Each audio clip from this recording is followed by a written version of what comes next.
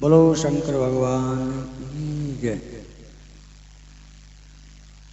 भगवान महादेव के चरित्र शिव पुराण के माध्यम से श्री सूत जी महाराज सामने बैठे हुए 88,000 ऋषियों को सुना रहे हैं। ये कथा कौन से तीर्थ में बैठे हैं? नैमिषारण्य तीर्थ में, प्रयागराज में व्यास जी कथा सुनाते हैं। और ब्रह्मलोक में ब्रह्मा जी महाराज नारद जी के प्रश्न करने पर उनके प्रश्नों के उत्तर देते हुए ये शिव पुराण की कथा सुनाते हैं। और इसी संदर्भ में हम यहाँ पर भगवान महादेव के चरणों में बैठ करके भगवान की जो दिव्य महिमा है उसको सुन रहे हैं। हम अपनी बुद्धि के अनुसार सुनाते हैं और आप अपनी बुद्धि के अनुसार सुनने का प्रयास करते हैं, क्योंकि भगवान अनंत हैं, भगवान की लीलाएं अनंत हैं। जिस प्रकार से भगवान अनंत हैं, भगवान के चरित्र, भगवान के नाम भी उसी प्रकार से अनंत हैं। हरि अनंत हरि कथा अनंता कहीं सुनई बहु विधि सुचि संता। अपने अपनी बुद्धि के अनुसार, अपने अपने भाव के अनुसार सब लोग कथाओं को, महादेव की चरित्रों को इनको सुनते हैं श्रोता लोग। और जो वक्ता हैं वो अपनी वाणी को पवित्र करने के लिए इन कथाओं को अपनी बुद्धि के अनुसार, अपने भाव के अनुसार सुनाते हैं। अन्यथा भगवान के चरित्रों का अंत पाया नहीं जा सकता। तो अनेक प्रकार से तीर्थों का भ्रमण करते हुए, विशेष करके काशी का सेवन करके नारद जी जब अपने पिताजी के पास पहुंचे तो पिताजी के चरणों में, ब्रह्मा जी के चरणों में प्रणाम किया। और ब्रह्मा जी ने शिव चरित्र यानी शिव पुराण की कथा सुनने के लिए पिताजी को प्रणाम किया। तो ब्रह्मा जी ने फिर उनको कथा सुनानी प्रारंभ की। तो हम कल कथा सुन रहे थे कि ब्रह्मा जी ने बताया कि सृष्टि का क्रम कैसे हुआ। कल हम कथा सुन रहे थे तो भगवान ब्रह्मा जी बता रहे थे नारद जी को कि सृष्टि कैसे हुई। तो हम यहाँ पहुंच गए थे कि ब्रह्मा और विष्णु के बीच में भगवान रुद्र, भगवान प्रकट हुए। तो भगवान की प्रेरणा से ब्रह्मा जी ने तप किया और इसके बाद फिर उन्होंने सृष्टि प्रारंभ की भगवान की कृपा से और भगवान की आज्ञा से। भगवान शिव हैं, वो परम तत्व हैं। आगे इन्होंने अपने ही उस शक्ति को 3 भागों में विभाजित कर दिया, जिसको आप बोलते हैं ब्रह्मा विष्णु महेश। सवेरे उठ करके प्रणाम किया करो, ब्रह्मा विष्णु महेश काटो सकल कलेश। ऐसा बोलने से भगवान की कृपा होती है जब आप सवेरे उठते हैं। अच्छा, एक दिन बताया था आपको कि सवेरे उठ करके राम राम प्रणाम किया करो। कुछ शुरू किया है कि नहीं? नहीं, जो नहीं करते उन्होंने किया होगा। अगर आपने नहीं किया तो इसका मतलब फिर आप कथा सुनने के लिए वैसे ही आते हैं, कथा पे अमल नहीं करते। ठीक है? तो जय सिया राम, जय श्री कृष्ण, हर हर महादेव ऐसे बोला करो घर में एक दूसरे को जब उठते हैं, जगते हैं। ठीक है? गुड मॉर्निंग, गुड नाइट तो ये तो पुरानी बातें हैं। अब तो नई नई चीज आ गई है ना सबके पास। बोलो जय सिया राम। अब तो सवेरे सवेरे व्हाट्सएप पे भी आपको इतने बढ़िया बढ़िया सुंदर सुंदर संदेश मिलते हैं। ऐसा लगता है कि अगले के पास इतना ज्ञान है, इतना ज्ञान है, तो वो तड़पता है कि इस ज्ञान को कहाँ बांटूं। तो सवेरे उठ करके भगवान के चरणों का ध्यान करें, प्रणाम करें, भगवान से प्रार्थना करें कि हे प्रभु, आज की जो रात है बीत गई और आपकी कृपा से ये मेरी नींद नहीं खुली है, बल्कि आज मुझे एक नया जन्म मिला है। और मैं सारा दिन आपकी कृपा से शुभ कर्म में लगा रहूं और मुझे अशुभ कर्म से आप बचाइए। तो भगवान से प्रार्थना करेंगे तो भगवान कृपा करेंगे। तो महादेव के चरित्र सुनने के लिए, उनकी कथा को सुनने के लिए नारद जी जब अपने पिता के पास गए तो उन्होंने सृष्टि का क्रम बताया। तो सबसे पहले हम ये जान लें कि शिव जो है वो परम पिता परमात्मा है। उन्होंने अपने को 3 भागों में विभाजित कर दिया। एक ब्रह्मा, एक विष्णु, एक रुद्र, महेश कहते हैं जिनको। तो ब्रह्मा जी सृष्टि करते हैं और विष्णु भगवान उसका पालन करते हैं और शंकर भगवान उसका फिर संहार करते हैं। देखो, किसी की मृत्यु होती है ना, कोई बुजुर्ग हमारे मृत्यु को प्राप्त हो गए, मृत्यु का भी थोड़ा समय ठीक होए ना तभी अच्छी लगती है। अब कोई 40 वर्ष की आयु में चला जाए तो धक्का लगता है ज्यादा। अब बस तो है नहीं किसी का, जिसको बोलते हैं ना अकाल मृत्यु। अकाल मृत्यु का ये मतलब नहीं है कि इसका काल नहीं था, इसका समय नहीं था, ऐसा नहीं है। मतलब जो मृत्यु है उसका ये उचित समय अभी नहीं था, इसको और थोड़े दिन रहना चाहिए। तो मृत्यु भी संसार में बहुत जरूरी है। बात समझ रहे हैं? मरना भी जरूरी है। अगर सारे लोग पैदा ही होते रहे तब वो उसका जो संतुलन है ना पृथ्वी का वो बिगड़ जाएगा। इसलिए यहाँ इसको मृत्युलोक बोला गया। पृथ्वी को क्या बोला? मृत्युलोक। यहाँ जन्म भी है और यहाँ मृत्यु भी है। मृत्यु होना बहुत जरूरी है, मरना बहुत जरूरी है। जैसे जन्म है वैसे मृत्यु भी है। आपने एक राजा विश्वजीत की कथा सुनी होगी। जैसे आप लोग कहीं घर में अकेले हो ना, मान लो आप घर में अकेले हैं और घर में कोई नहीं है, तो आपने अपने कमरे के अंदर की कुंडी लगाई उसकी है? और फिर अपनी अलमारी पेटी वो खोल करके देख ले हैं कि इसमें क्या क्या रखा हुआ है, कौन सी अंगूठी है, कौन सी चेन है, कितने पैसे हैं, उसको गिन भी लेते हैं चुपचाप। ठीक है, करते हो ना ऐसे? करते हैं? हाँ करो। नहीं करते? करते हैं। और देखो बोल रहे करते हैं, सब करते हैं।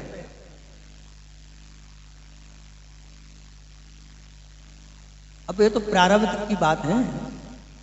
अब जिन्होंने पिछले जन्म में दान किया होगा, कितना दान किया होगा, आंखें बंद करके ऐसे सोना चांदी रुपए रखे होंगे और आंखें बंद की, ये ले जाओ, ये ले जाओ।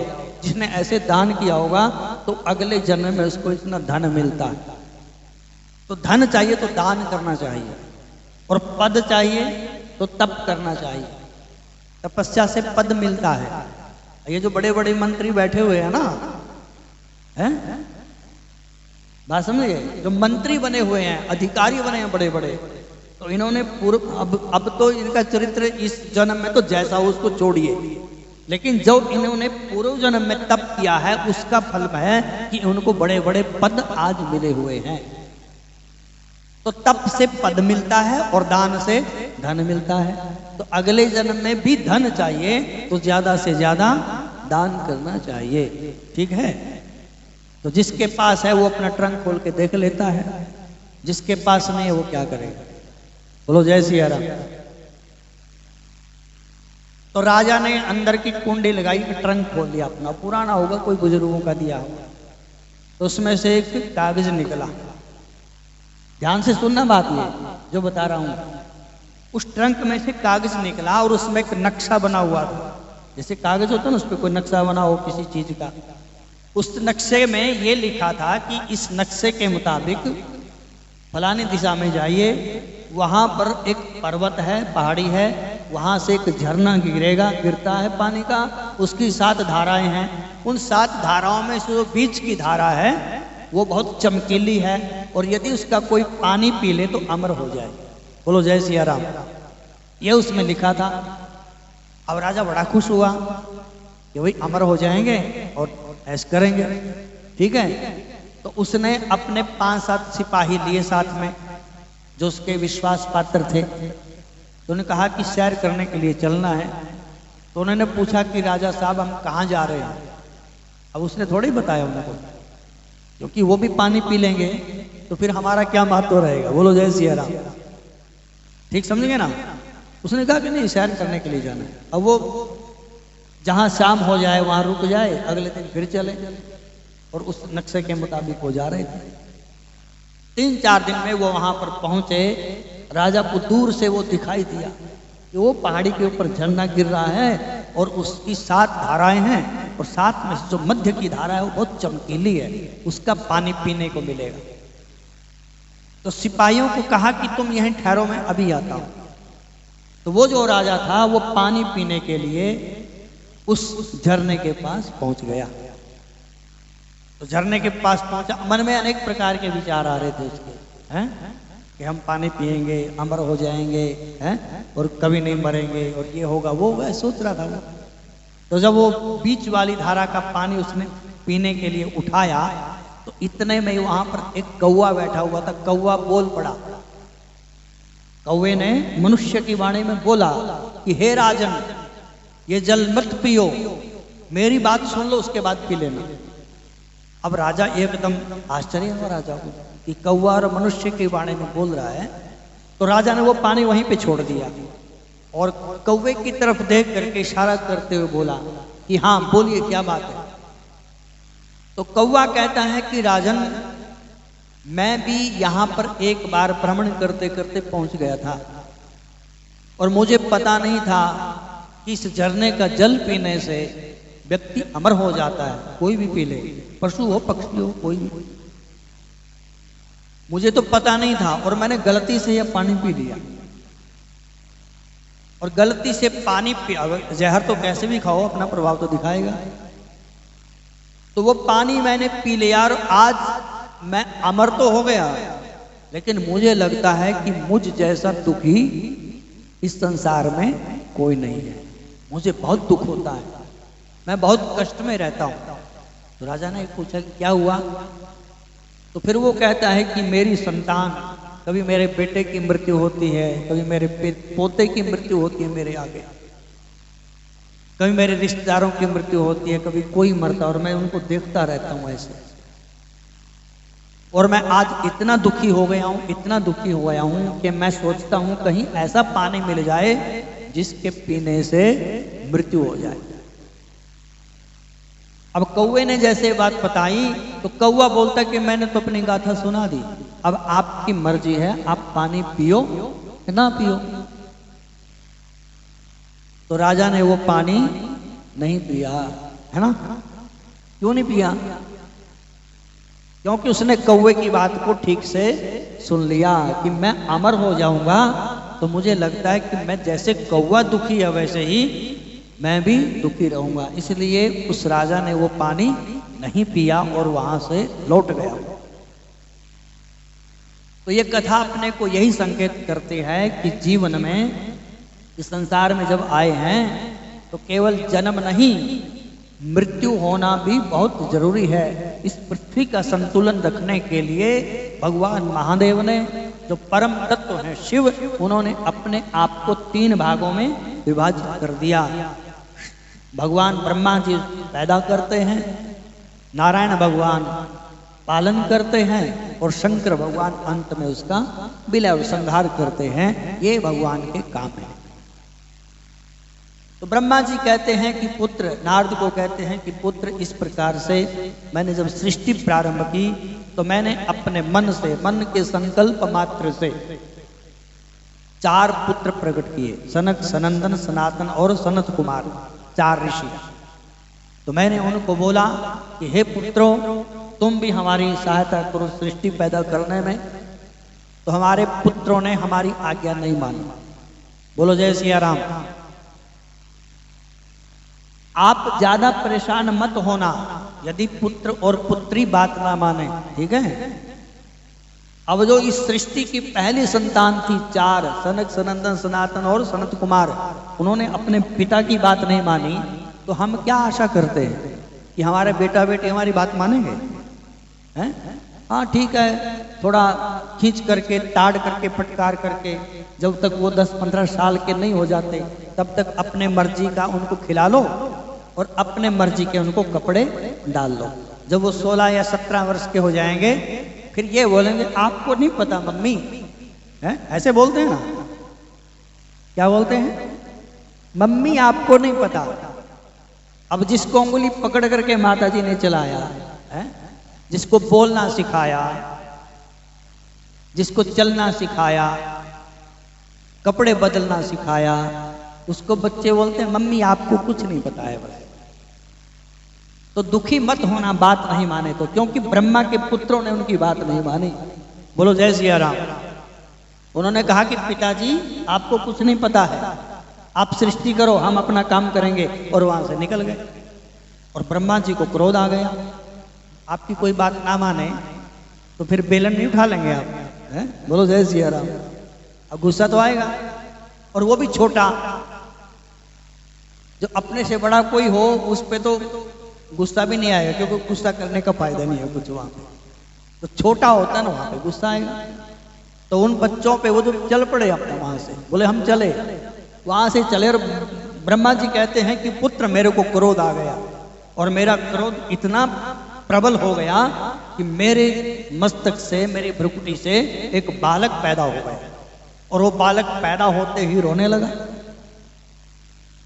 बालक पैदा होते ही रोने लगा। तो बालक जैसे ही पैदा हुआ रोने लगा, और थोड़ा बड़ा हुआ एकदम, जैसे अब उसमें टीवी वगैरह में देखते हैं ना, एकदम कुछ हुआ रो, एकदम टो टो टो टो टो टो टो टो टो करके बड़ा हो जाता है, हो नहीं जाता ऐसे, हैं? तो ऐसे ही वो बड़ा हो गया। तो उसने कहा ब्रह्मा जी को कि हमारा नाम बताओ। ब्रह्मा जी बोले कि तुम रोते बहुत हो, इसलिए तुम्हारा नाम रुद्र रख देते हैं। तो ब्रह्मा जी ने उनका नाम क्या रख दिया? रुद्र। बोलो जय सिया राम। एक अपने नामकरण संस्कार होता है, ठीक है? बच्चा तो 10-12 दिन का हो जाता है ना, तो नामकरण संस्कार होता है। तो नाम जो रखते हैं, पहले तो बड़े रखते थे, वो चाचा ने रख दिया, दादा ने रख दिया, ताई ने रख दिया, ताया ने, ऐसे नाम रखते थे। दादा दादी भी रख देते थे, या आचार्य ब्राह्मण लोग रखते थे, उनको बुलाते थे कि जन्म के उसके नक्षत्र के अनुसार इनका नाम रख दो। मैं चला गया किसी के घर में पूजा करवाने के लिए, हमारा भी काम है ये। तो मैंने बोला जी इसका नाम रा अक्षर से निकलता है। तो बोले पंडित जी हमने तो रख दिया इसका नाम रख दिया पहले ही। मैं कहा चलो चलो बता तो दो क्या नाम रखा है। कहते इसका नाम रखा रुद्र। बोलो जय सिया राम।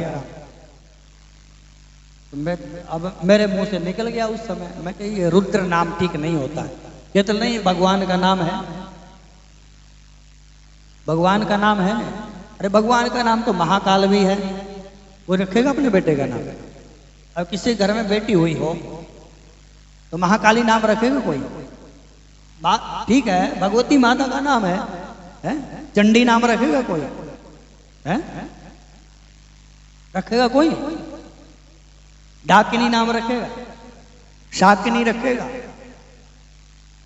मान लिया ये ठीक है, लेकिन सारे नाम भगवान के जो हैं वो बालकों के नामकरण के नाम जब रखते हैं तो नामकरण के योग्य नहीं होते हैं। अब रुद्र का अर्थ है रोने वाला। तो मैंने बोला उनको उसका अर्थ ये होता है। बोले अब तो रख दिया, अब रख दिया तो ठीक है, हम क्या करें? बोलो जय सिया राम।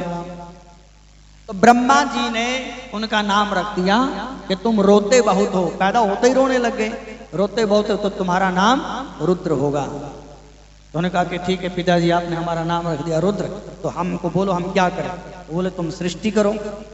और रुद्रदेव ने वो सृष्टि की, वहां पर भूत प्रेत डाकनी शाकनी पिशाचनी दुनिया भर के। तो ब्रह्मा जी बोले बेटा बस करो, तुम्हारी सृष्टि हो गई बस, अब तुम जा करके कैलाश में और तप करो, बैठ करके भगवान का भजन करो, यही तुम्हारा काम है। तो रुद्र भगवान ब्रह्मा की आज्ञा से वहां पे चले गए। उसके बाद ब्रह्मा ने विचार किया कि सृष्टि नहीं हो रही आगे, फिर उन्होंने 10 ऋषियों को प्रकट किया। हमारे ब्रह्मा जी ने अपने मन से 10 ऋषियों को प्रकट किया, पुरुष ऋषि, वशिष्ठ ऋषि इत्यादि। और इसके बाद फिर भी उनको संतुष्टि नहीं हुई कि मुझे सृष्टि आगे बढ़ानी है, अब मैं क्या करूं? तो इतने में ही वहां पे उनके आगे भगवान महादेव प्रकट हो गए। बोलो जय सिया राम। भगवान महादेव प्रकट हुए। भगवान महादेव ने उनको कहा कि तुम आगे सृष्टि करो, हम कृपा करेंगे। तो भगवान की कृपा जब उन्होंने की, भगवान की कृपा जब उनके ऊपर हुई तो ऐसे ही भगवान का ध्यान भजन कर रहे थे तो उनके शरीर के 2 भाग हो गए। ब्रह्मा जी के शरीर के 2 भाग हो गए, मतलब उनके शरीर से 2 एक पुरुष और एक महिला प्रकट हो गई। जो दायां भाग था उससे पुरुष प्रकट हो गया और जो बायां भाग था उससे स्त्री प्रकट हो गई। जो पुरुष थे उनका नाम रखा मनु और जो स्त्री है उनका नाम रखा शत्रुपा। तो हम सब लोग मनु महाराज की संतान हैं। हम लोग मानव है ना, तो मनु से ही हम मानव बने हैं। और माता जी का नाम है शत्रुपा, मनु और शत्रुपा। तो इसके बाद फिर इन्होंने सृष्टि की। तो इनके 5 संतानें हुई। मनु महाराज के और शत्रुपा के यहाँ पे 5 संतान हुई। अभी तक जो ऋषि इत्यादि ब्रह्मा जी ने प्रकट किए वो मन से प्रकट किए थे, लेकिन अब मैथुनी सृष्टि यहाँ से प्रारंभ होती है। उनके 5 संतान हुई। तो 5 संतानों में 2 उनके बेटे थे और 3 थी उनकी बेटियां। बोलो जय सिया राम। उनका जो बड़ा बेटा है उसका नाम है उत्तानपाद। उनकी 2 धर्म पत्नी थी, एक का नाम था सुरुचि, एक का नाम था सुनीति। जो सुनीति है उनके पुत्र ध्रुव हुए भगवान के भक्त, और जो सुरुचि है उनके पुत्र उत्तम हुए। और जो इनके दूसरे बेटे थे उनका नाम था प्रियव्रत। और इनकी जो बेटियां थी उनके नाम था देवहूति, प्रसूति और आकुति। बोलो जय सिया राम। फिर इन्होंने अपनी बेटियों का विवाह भी कर दिया।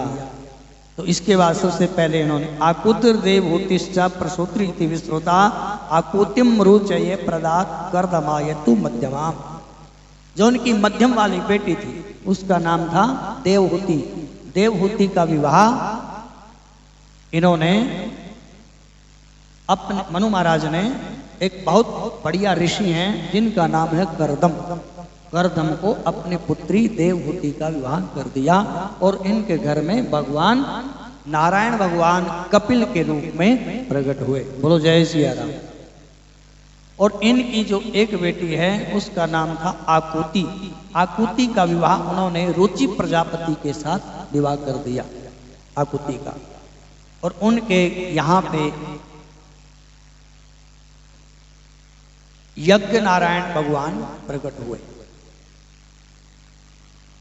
यज्ञ नारायण भगवान प्रकट हुए और एक वही उनकी पुत्री थी दक्षिणा। यज्ञ और दक्षिणा का आपस में जब विवाह हुआ तो इनके घर में फिर भगवान का एक अवतार है बहुत सुंदर, नर नारायण। आपने सुना होगा, नर नारायण भगवान इनके यहाँ पे प्रकट हुए, जो द्वापर में भगवान कृष्ण और अर्जुन भी बन करके आए हैं। बोलो जय सिया राम। और एक इनकी बेटी थी उसका नाम था प्रसूति। प्रसूति का विवाह उन्होंने दक्ष महाराज के साथ कर दिया। बोलो जय सिया राम।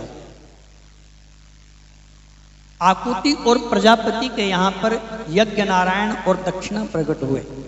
तो दक्षिणा का विवाह यज्ञ से हुआ। आप लोग जब पूजा करते हैं ना तो पूजा के कई अंग हैं, उपचार जिसको बोलते हैं। तो एक है, पंडित जी बोलते होंगे कि दक्षिणा चढ़ाइए, आप बोलते हैं। अब वो दक्षिणा का मतलब केवल ये नहीं कि हम दक्षिणा यहाँ चढ़ा रहे हैं, पैसे चढ़ा रहे हैं। दक्षिणा का अर्थ है यज्ञ नारायण भगवान की पूर्ति दक्षिणा से ही होती है। क्योंकि यज्ञ नारायण दक्षिणा का विवाह भगवान यज्ञ से हुआ, तब उनके घर में नर नारायण भगवान प्रकट हुए। तो दक्षिणा का मतलब पैसे चढ़ाना नहीं होता है। दक्षिणा का मतलब है कि हम यज्ञ नारायण को अपनी दक्षिणा समर्पित कर रहे हैं भगवान के चरणों में। जो हमारे पास धन है वो यज्ञ नारायण के लिए ही खर्च करना चाहिए। जो धन यज्ञ में लग जाता है वो धन धन्य हो जाता है। बोलो जय सिया राम। धन की 3 गति होती हैं। 3 गति हैं धन की, दान, भोग, नाश। या तो सत्कर्म में उसको लगाइए, किसी गरीब कन्या का विवाह करवा दो, कोई कथा का आयोजन कर दो, कोई मंदिर बनवा दो, गौशाला खुलवा दो। तो जो ये धन है ये सत्कर्म में लगता है। ये धन की प्रथम गति होती है। और दूसरी गति है भोग भोगना। बढ़िया गाड़ी रखिए, बढ़िया घर बनाइए, बढ़िया बढ़िया कपड़े डालिए, हैं, ठीक है। ये क्या हो गया? भोग। सबसे पहले तो दान सत्कर्म में लगाइए।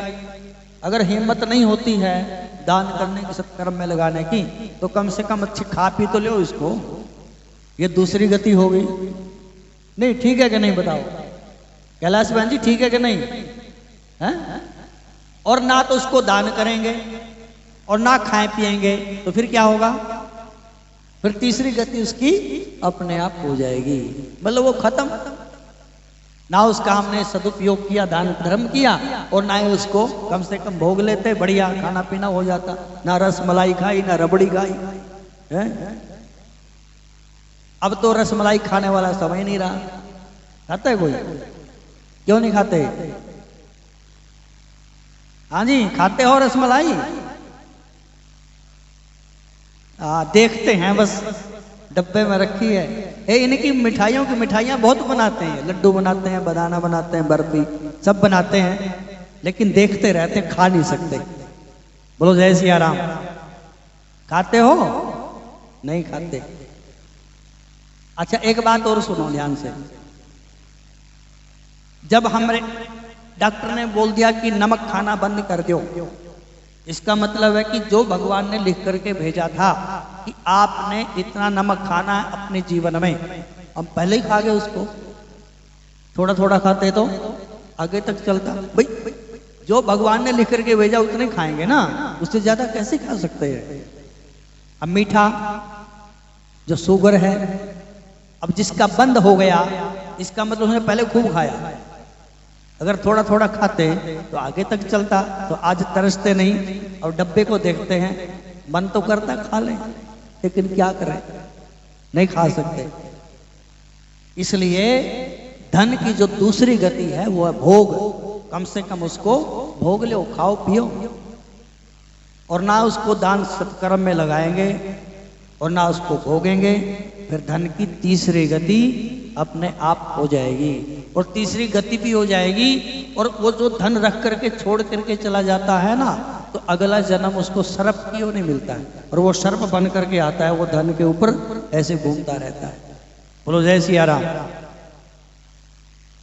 तो जो धन मिला है उसको हम सदुपयोग करें, उसको सत्कर्म में लगाएं। यानी जो दक्षिणा है उसका विवाह यज्ञ नारायण के साथ करना चाहिए। तो ये उनके बेटे यज्ञ नारायण और दक्षिणा के यहाँ पे उसके बाद भगवान प्रकट हुए। यानी जब हम अपनी दक्षिणा को यज्ञ में लगाएंगे तो हमारे जीवन में भगवान प्रकट हो जाएंगे। बोलो जय सिया राम। ये कथा का सूत्र है, कथा ये बताती है। और फिर इनका जो तीसरी बेटी है, मनु महाराज की तीसरी बेटी है, उनका नाम था प्रसूति, और इनका विवाह हुआ दक्ष महाराज के साथ। और इनके बहुत सारी पुत्रियां हो गई, बेटियां।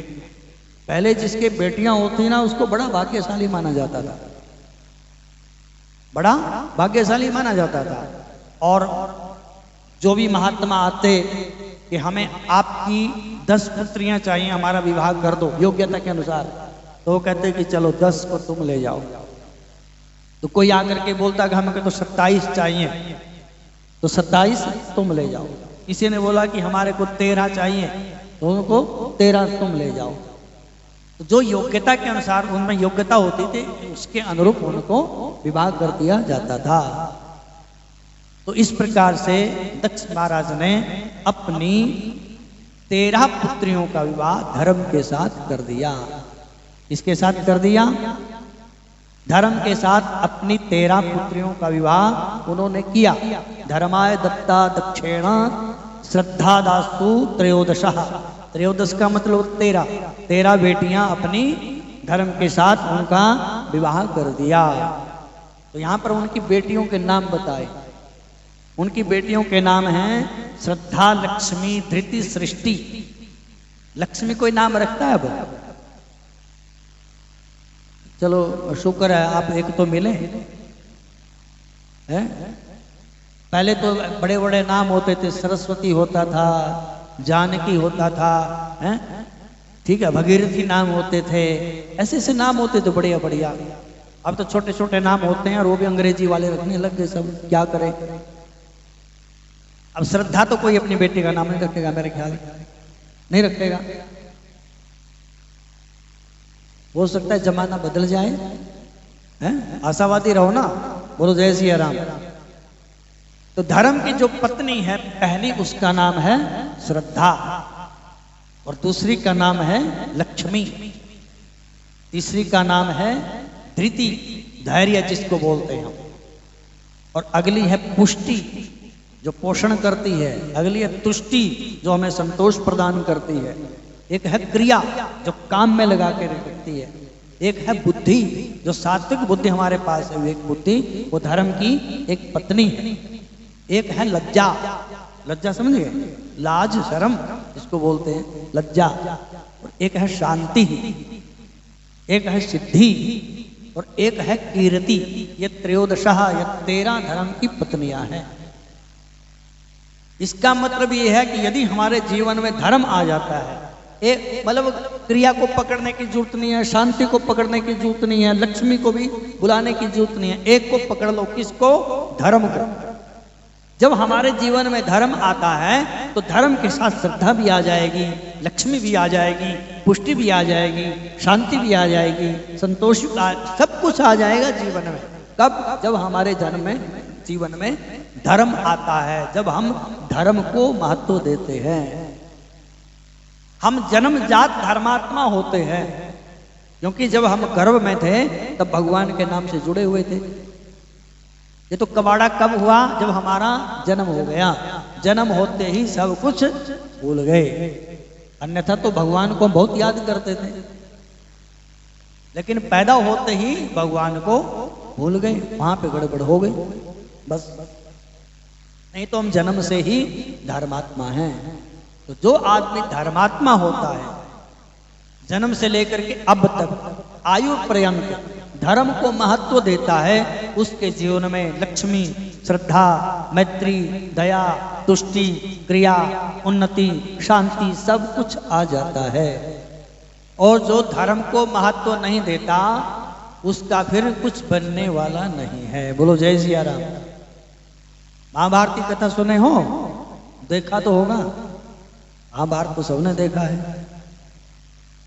महाभारत करने की चीज नहीं है, महाभारत देखने और सुनने की चीज है। बोलो जय सिया राम। महाभारत में 2 गुटों में बटा हुआ महाभारत जब हम लड़ाई देखते हैं, एक पक्ष है कौरवों का, एक पक्ष है पांडवों का। और पांडवों के पक्ष में धर्म है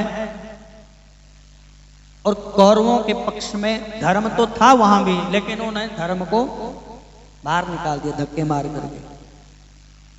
जो पांडव लोग हैं उनके पक्ष में धर्म है, धर्मराज युधिष्ठिर धर्म के पुत्र है ना ये। और कौरवों के पक्ष में थे विदुर जी महाराज, सुने हो? तो जब भगवान संधि का प्रस्ताव लेकर के जाते हैं और विदुर जी महाराज उसमें अपनी सहमति जता देते हैं कि हाँ भगवान कृष्ण ठीक कह रहे हैं, तुम पांडवों की बात मान लो। तो दुर्योधन ने उनकी बात तो कहाँ माननी थी, उल्टे सीधे अनाप शनाप बोल करके गाली गलौज करके विदुर को वहां से धक्के मार करके निकाल दिया। तो पांडवों के पक्ष में भगवान इसीलिए हैं कि वो धर्म का सत्कार करते हैं, धर्म का सम्मान करते हैं, धर्म की आज्ञा का पालन करते हैं। और कौरव पक्ष में भगवान इसलिए नहीं है कि वो धर्म को सम्मान नहीं देते, धर्म को अपने घर से बाहर निकाल देते हैं। इसलिए जहां पर धर्म होता है वहीं पर भगवान होते हैं। स्मृतिकार कहते हैं कि धर्मो रक्षति रक्षिताः। धर्म की यदि हम रक्षा करेंगे तो धर्म भी हमारी रक्षा करेगा। यदि हम धर्म की रक्षा नहीं करेंगे तो धर्म को क्या पड़ी हमारी रक्षा करने की। तो जिस पक्ष में धर्म होता है वहां पर भगवान होते हैं, और जहां पर भगवान होते हैं सब प्रकार की सुख और समृद्धियां वहां पे आ जाती हैं। बोलो जय सिया राम। तो धर्म के साथ दक्ष महाराज ने अपनी 13 बेटियों का विवाह कर दिया। तो इनकी 16 बेटियां बताई गई हैं दक्ष महाराज की, 13 तो व्याधि धर्म के साथ, एक व्याधि उन्होंने अग्नि देवता के साथ। जो स्वाहा नाम की कन्या थी तो वो अग्नि देवता के साथ उसका विवाह कर दिया। एक बेटी थी स्वधा, स्वधा का विवाह उन्होंने पितरों के साथ कर दिया। और जो सबसे छोटी थी उसका नाम था सती। क्या नाम था? सती। तो सती का विवाह उन्होंने ब्रह्मा जी के कहने से भगवान शंकर के साथ कर दिया। बोलो जय सिया राम। तो उन्होंने बाकी जो कन्याएं थी उनके तो विवाह की और संतान की चर्चा की, लेकिन ब्रह्मा जी कहते हैं कि हे पुत्र, आपको पता होना चाहिए कि सती के संतान नहीं हुई। तो जब नारद जी ने पूछा कि संतान क्यों नहीं हुई, तो फिर उन्होंने कहा कि सती अपने पिता दक्ष के घर में जब एक बार गई तो इन्होंने अपमानित अपने को माना, शंकर भगवान का अपमान वहां पर देखा सुना, तो इन्होंने योग अग्नि से अपना शरीर वहीं पर ही भस्म कर दिया। सो इनके कोई संतान नहीं हुई। बोलो जय सिया राम। तो नारद जी प्रश्न करते हैं कि हे पिताश्री, मैंने सुना है कि भगवान महादेव जब कैलाश में गए, कैलाश में, बोलो जय सिया राम, आप जब कैलाश लिखते हैं, अब कैलाश नाम की हमारी बहन जी बैठी हुई यहाँ पे, तो वो ज्यादातर आप देखते होंगे कैलाश लिखते हैं, कैलाश मतलब बाद में SH लगाते हैं, है ना, कैलाश। लेकिन वो कैलाश नहीं है, वो केवल S है, कैलाश है। ठीक है, बात समझ गए? तो कैलाश में भगवान महादेव कब गए और उनकी विश्रवा पुत्र वैश्रवण यानी कुबेर के साथ मित्रता कैसे हुई, इसके बारे में हमें बताइए। कदा गतो ही कैलासम शंकरो भक्त वत्सला। भगवान शंकर बड़े भक्त वत्सल हैं, तो वो कैलाश में कब गए? कब सखित्वम तस्या आसीत कुबेरेण महात्मना। और महात्मा कुबेर के साथ उनकी मित्रता कैसे हुई, ये प्रसंग मैं आपसे सुनना चाहता हूं। बोलो जय श्री राम। तो ब्रह्मा जी कहते हैं कि पुत्र सुनो, एक नगर है जिसका नाम है काम्पिल्य। काम्पिल्य नगर है, उसमें एक पंडित जी रहते थे, उनका नाम था यज्ञदत्त, और उनकी बहुत सुंदर धर्मपत्नी थी। समय आया, भगवान की कृपा से उनके घर में एक बेटा हुआ, तो उन्होंने अपने बेटे का नाम रख दिया गुणनिधि। क्या नाम रखा? गुणनिधि। गुणनिधि का अर्थ समझ गए आप लोग? गुण का मतलब तो गुण ही होते हैं, बढ़िया बढ़िया गुण, और निधि का मतलब होता है खजाना। जैसे भगवान का एक नाम है कृपा निधि, या बोलो करुणा निधि, तो ऐसे ही उन्होंने अपने पुत्र का नाम रखा गुणनिधि। तो कभी कभी ऐसा होता है, नाम तो रख देते हैं, तो नाम के अनुरूप वो गुण उसमें होते नहीं। बात समझे? अब कोई महात्मा जा रहे थे, महात्मा जा रहे थे तो 2-4 शिष्य भी अपने साथ लिए हुए जा रहे थे। तो जब एक किसी आश्रम से निकले तो उस आश्रम में से बड़ा शोर आ रहा था, शोर मचा हुआ। तो गुरुजी ने पूछा बच्चों से कि ये कौन, किसका आश्रम है? बोले ये मौनी बाबा का आश्रम है। बोलो जय सिया राम। नहीं समझ में आई बात? पल्ले नहीं पड़ी? किस किस के पल्ले पड़ गई? हे राम राम राम, इनके पल्ले पड़ गई है। आश्रम के वहां से निकले, आश्रम में से शोर आ रहा था, लोग चिल्ला रहे थे। तो गुरुजी ने पूछा किसका आश्रम है? बोले मौनी बाबा का। अरे मौनी बाबा का आश्रम है तो शोर किस चीज का? नहीं समझे अभी? अब समझिए, अब समझे है ना? नाम तो बेटी का रखा गंगा, और पानी किसी को पिलाए ना, तो नाम कहां सार्थक हुआ फिर? ऐसे ही पंडित जी ने अपने बेटे का नाम रख दिया गुणनिधि। नाम तो रख दिया, लेकिन नाम के अनुरूप उसमें गुण नहीं आए, बिगड़ गया बच्चा। और बिगाड़ने वाला कौन था? माता। बोलो जय सिया राम। माता बिगाड़ती है और माता ही ठीक कर देती है। अब वो जब 4-5 वर्ष का था तब भी से उदंडता उसके अंदर आ गई। फिर गुरुकुल में जाने लगा तो गुरुकुल में जाकर के और बिगड़ गया। फिर और बड़ा हुआ, फिर 2-4 संगी साथी ऐसे मिले, जुआरी शराबी कवाबी ऐसे मिल गए तो उनका संग रहने लगा। जब पंडित जी अपना पूजा पाठ में मस्त रहते थे, पूछते थे कि गुण निधि कहाँ है, तो मम्मी को तो पता होता था, बोले अभी अभी गया है गुरुकुल में। और जाता था कहाँ? खेलने के लिए। बोले उसके साथी आए थे, गुरुकुल में गया हुआ है। उसके अवगुणों को छुपाती रहती थी। घर से कोई चीज उठा करके लेकर जाता था चोरी करके, तो माँ को तो पता होता था। पिताजी पूछते थे तो कभी कुछ बहाना लगा देती, कुछ बहाना लगा देती। बड़ा हो गया, शादी भी कर दी। 19 वर्ष का हो गया जो उसकी शादी कर दी। माता समझाती थी कि बेटा हमारा कुल, हमारा खानदान बहुत बढ़िया है, कलंक ना लगाओ, ऐसे काम मत करो, मैं कब तक छिपाऊंगी। कभी घर से अंगूठी उठा करके ले जाए, कभी गहने उठा करके ले जाए, कभी बढ़िया बढ़िया कपड़े रखे वो उठा करके ले जाए। पिताजी को बढ़िया बढ़िया चीजें मिलती थी, उनको सबको उठा करके ले गया और सब बेचता, पैसे लेता और जुआ खेलता, हारता और घर में आ जाता। पिताजी को पता नहीं लगा, माता जी को पता लगा। माता जी को पता रहता। हमारे जो गुरु होते हैं, हमको तो पग पग पे गुरु मिलते हैं ना अपने को। हमारे एक भगवान हैं दत्तात्रेय जी महाराज, उनके कितने गुरु थे? 24 गुरु थे उनके। राजा यदु ने पूछा कि महाराज आपके गुरु कौन है? तो दत्तात्रेय जी कहते हैं एक हो तो बताऊं, हैं कौन से महात्मा का नाम लूं?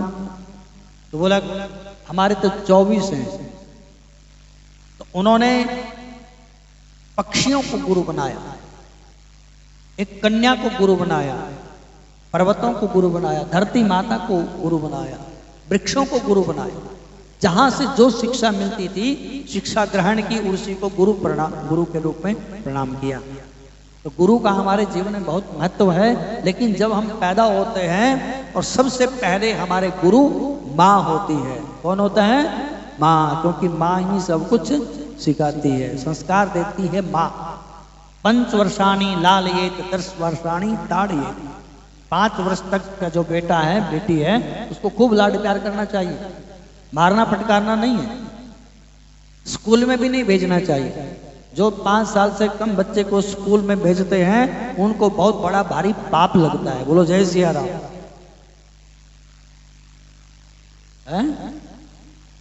पाप लगता है उन्हें। अब पाप कैसे लगेगा?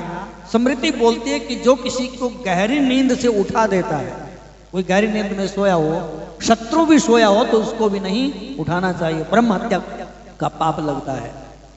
और जो बच्चा 3.5-4 वर्ष का होगा और जब उसको उठाएंगे आप ऐसे करके 7 बजे का 6 बजे उठाना पड़ेगा। 7 बजे तो बस आ जाएगी, तो कितना बड़ा पाप लगेगा है? तो स्मृति कहती है 5 वर्षाणी लालयेत। खूब उसको लाड प्यार करो, खेलने दो, कूदने दो, मस्ती करने दो उसको। 10 वर्षाणी ताड़येत। जब 10 वर्ष तक का हो जाए उसके अंदर खूब बढ़िया बढ़िया उसको बातें सिखाओ, संस्कार सिखाओ। कभी कभी कान को खींच दो, है एक आधा थप्पड़ लगा दो, उसके अंदर बढ़िया बढ़िया संस्कार दीजिए। बालकों से प्रेम करना बहुत बढ़िया बात है, लेकिन उनके अवगुणों को छुपाना ये बहुत बड़ी कमी होती है और उसका जीवन बिगड़ जाता है। इसी प्रकार से गुण निधि को उसकी माँ ने पहले तो डांटा नहीं और बाद में फिर वो सुधरा नहीं। अब 5-6 वर्ष का जो आपका बच्चा होगा उसको बोलो आप हनुमान चालीसा का पाठ करो बेटा बैठ के, तो कर लेगा वो। और पहले तो हमने बोला नहीं, अब हो गया वो 18 वर्ष का, तो अब हमारी बात मानेगा वो? करेगा हनुमान चालीसा का पाठ? सुंदरकांड करेगा? सुंदरकांड तो क्या, लंका कांड जरूर कर देगा। बोलो जय सिया राम। तो स्मृति कहती है कि 5 वर्ष तक बच्चे को खूब लाड प्यार करो और उसके बाद उसमें 10 वर्ष तक खूब अच्छे अच्छे संस्कार दो। और प्राप्ते तू 16 वर्षे, और जब 16 वर्ष का हो जाए तो मित्रवत समाचरेत, एक जैसे मित्र होता है उसके साथ व्यवहार करना चाहिए। मतलब ज्यादा डांट फटकार भी उसके बाद नहीं करनी चाहिए। तो गुण निधि के अवगुणों को उसकी मां छुपाती रही, और जब पिताजी को पता लगा कि अरे हमारा बच्चा तो इतना उदंड हो गया है, तो उसको इतना क्रोध आया। जब उसकी सारी चोरी की बातों का पता लगा, वो तो पिताजी कहीं घूमते हुए जा रहे थे, पिताजी की अंगूठी किसी के हाथ में, उन्हें पंडित जी ने देख ली अपनी अंगूठी। बोले ये कहां से मिली तुम्हें? तो अगला बोलता है जिसके हाथ में थी कि आप पंडित जी महाराज हमें चोर समझते हैं, आपके बेटे से पूछो, आपका बेटा नंबर 1 का जुआरी है, शराब पीता है, जुआ खेलता है, इधर उधर भटकता रहता है, उससे पूछो जा करके। और आप केवल अंगूठी की बात मत करो, आपके घर का जो भी कीमती सामान है सब बेच करके चला गया वो। और जो पंडित जी को पता चला तो उन्होंने अपने बेटे को घर से निकाल दी कि चलो तुम्हारा हमारा कोई रिश्ता नहीं है। बोलो जय सिया राम। आजकल होता है ना, जो बेटा उदंड हो जाता है उसको केवल हम घर से नहीं निकालते, उसके लिए अखबार में निकलवा देते हैं कि इसका हमारी संपत्ति पे जायदाद में कोई अधिकार नहीं है, इससे हमारा कोई लेना देना नहीं है, जो भी इसके साथ कोई व्यवहार करेगा अपनी मर्जी से और उसका जिम्मेवार खुद होगा। बोलो जय सिया राम। ये हमारे शास्त्रों से सीखी हुई सारी बातें हैं। तो गुण निधि को अपने घर से बाहर निकाल दिया। अब गुण निधि के पास कुछ नहीं था, उसके दोस्त मित्र जो थे वो भी हट गए। बात समझ रहे हो? अपने कहावत है, जहां गुड़ होता है वहीं मक्खी बैठती है। क्या? जहां गुड़ होगा मक्खी वहीं बैठेगी। जब तक माल बनता है तब तो राम राम है, और जब नहीं तो फिर पहचानते भी नहीं। मतलब पहले तो राम राम करते थे, अब राम राम लेते भी नहीं है। बोलो जय सिया राम। ये सब पैसे की मेहरबानी है। साईं इस संसार में मतलब का व्यवहार, जब लग पैसा गांठ में तब लग ताको यार, और तब लग ताको यार, यार संग ही संग डोले, और पैसा रहा ना पास यार मुख से नहीं बोले। अब गुण जी के पास कुछ नहीं था, जितने मित्र बंधु सब छोड़ करके चले गए।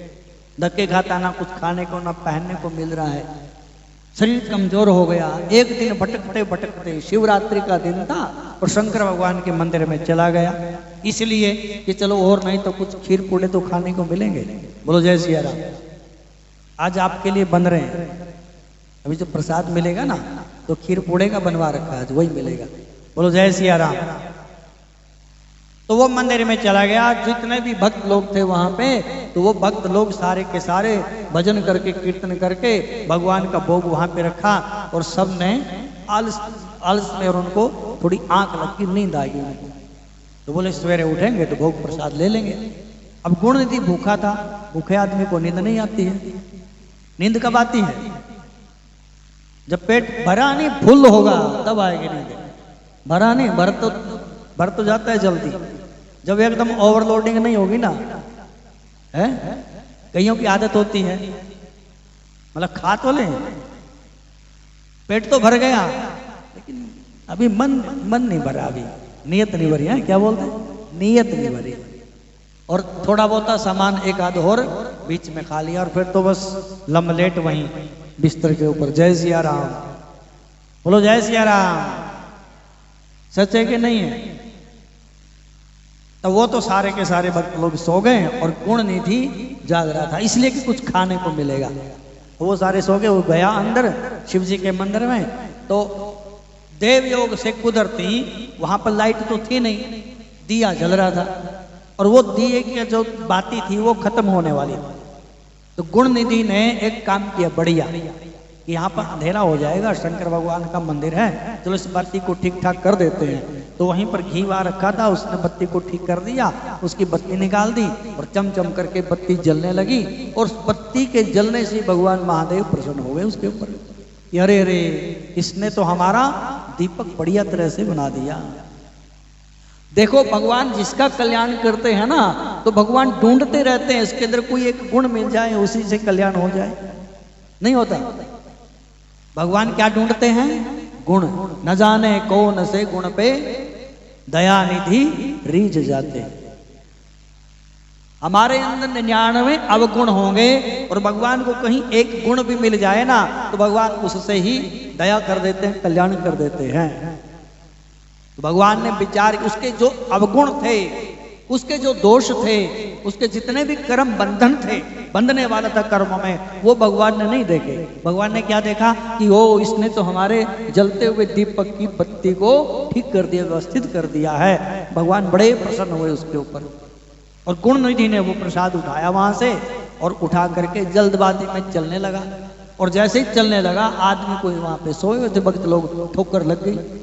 ठोकर लगते ही राम करके गिरा, 2-4 जग गए। अरे ये कौन उदंड है, हमारे भगवान का ही प्रसाद ले गया उठा करके। और उन्होंने आव देखा ना ताव देखा, उसको मारना शुरू कर दिया। शंकर भगवान के भक्त होते ही ऐसे हैं, जैसे भूत प्रेत होते हैं। बोलो जय सिया राम। आपको नहीं बोल रहे हैं, जो ऐसे से काम करते हैं ना उनको बोल रहे हैं। तो उन्होंने आव देखा ना ताव देखा, तो कुछ तो कमजोर पहले ही था और दिन भर कुछ खाया नहीं था, शिवरात्रि का दिन था, और उसके प्राण निकल गए वहीं भगवान के मंदिर में ही। यमदूत आ गए अपना डंडा और रास्ता लेकर के, और इतने में ही शंकर भगवान के गण भी प्रकट हो गए। अरे भागो कहाँ है, इसको किस लिए जा रहे हो? तो उसको कैलाश में ले जाया गया। उसके पुण्य क्षीण हुए गुण निधि के, केवल एक गुण था उसके अंदर, उस पर ही भगवान ने उसका कल्याण कर दिया। तो उसने भगवान के कुछ नाम सुने होंगे, कीर्तन में बैठा होगा, भगवान का प्रसाद लिया, स्पर्श किया, भगवान के दर्शन किए, शिवरात्रि का दिन था, बत्ती ठीक कर दी, ये सारे काम उससे हो गए। उसका शरीर छूटा तो सीधा ही कैलाश लोक को चला गया। बोलो जय सिया राम। उसके बाद फिर कैलाश लोक में रहा, कुछ उसके पुण्य क्षीण हुए, फिर वो अगले जन्म में उसको फिर धरती पर मिला उसको जन्म मनुष्य रूप में, और वो एक राजा के रूप में प्रकट हुआ, एक राजा बना। तो उस राजा ने नियम लिया कि इस पृथ्वी के ऊपर हमारे राज्य में जितने भी मंदिर हैं सब में दीपक जला करके रखो। अखंड ज्योति की सब जगह व्यवस्था कर दी उन्होंने। दीपक जलाने का पूरा अभ्यास था, तो जहां भी जाए दीप दान करे, दीप दान करे। और इस प्रकार से भगवान शंकर उसके दीप दान से ही प्रसन्न हो गए। जब उसका शरीर छूटा तो विश्रवा का पुत्र वैश्रवण के नाम से ये प्रकट हुआ। इसी का नाम कुबेर पड़ा। मतलब पहले गुणनिधि, फिर कैलाशवासी बना, उसके बाद फिर पृथ्वी पर राजा बना, और इसने सत्कर्म किए। उसके बाद कुबेर के रूप में प्रकट हुआ और भगवान महादेव के साथ इसकी मित्रता हुई। तो ब्रह्मा जी ने नारद जी के पूछे हुए प्रश्न, नारद जी ने पूछा था कुबेर के साथ भगवान महादेव की मित्रता कैसे हुई। तो भगवान ब्रह्मा जी ने ये सारी कथा सुना करके बताया, साथ में गुण निधि का चित्र बता दिया, और साथ में ही बताया कि किस रूप में किस किस प्रकार से गुण निधि ने कौन कौन से कर्म किए, और अंत में भगवान शिव की कृपा से वो कुबेर के रूप में प्रकट हुआ और भगवान महादेव के साथ उसकी मित्रता हुई। बोलो जय सिया राम।